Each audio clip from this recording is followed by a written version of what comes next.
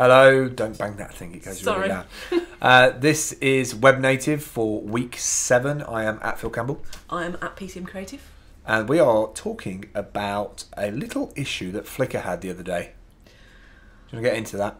It's stuff being private. We talk a lot about privacy, but public data and private data, I've always said that if you've got something that is private, you should not put it anywhere near a digital format, because you can never guarantee that the security that you've got on it will remain there.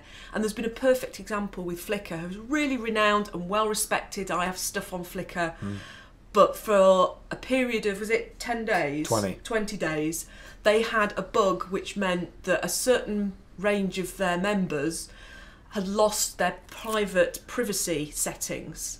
So all of the photographs that they'd uploaded about their family and they'd shared privately became exposed to the internet. Now, Flickr did spot it, and from the articles I've read, they've dealt with it really sensitively, and they got personally in touch with people and explained to them what had happened. It's been solved. They couldn't say how many people had downloaded any of their photos, but they did reassure them that if anybody had embedded them or had links, those links would now be dead links. Yeah. But you still don't know who got hold of your photos or who saw them for a period of time. Well, hang on a minute. They said they spotted it, but it was like that for 20 days. So they didn't spot it, really, Right. did they? So questions for me are, you know, these things happen. I think the faster you are to react to it is good for your community in terms of damage limitation, fire sale damage, or whatever you want to call it.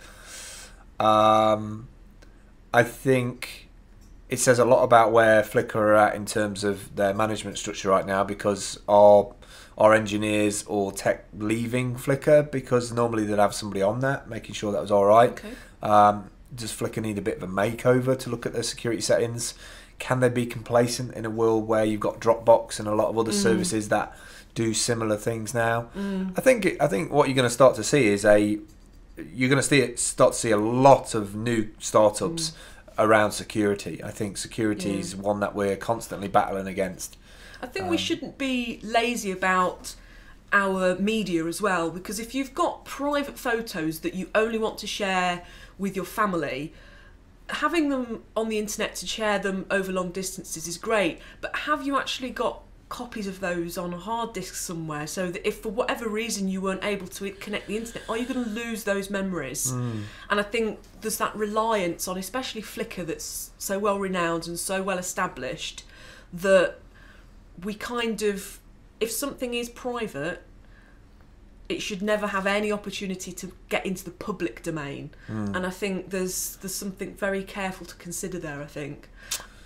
Yeah, privacy online for video, images and all that stuff. I've always been sort of the same ilk of don't put anything else you don't want to necessarily lose. I think also another thing we should add to this is that don't just sign up to a cloud service, tick a box that says private. Actually sign up to get notifications about this particular thing, because it might be 3 months or 6 months till you hear that Flickr actually got hacked 3 months ago.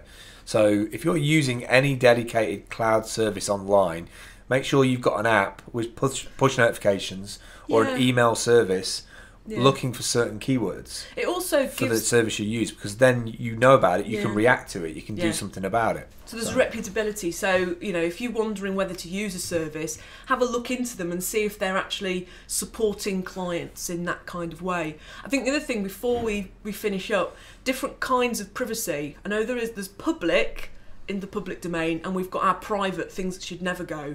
But the other distinction is, I think, personal and professional. And that's something as well I think we need to consider with the internet, of especially with identity, with privacy, that it's not all black and white. There are certain social aspects that we want to share. There are some professional stuff that we want to share, and if you want to keep things separately, being aware of privacy settings and circles for that. Final thing I want to throw in there, if you are concerned that any of your images have been leaked, any of your private images, if you upload one of those images from your hard drive to a service called TinEye, it will search the web for you and try and find you that image. So then you can get in touch with those providers and take down those images. I think that's a good point to finish. There you go. So that's it for this week. Is that it? That's it. Okay.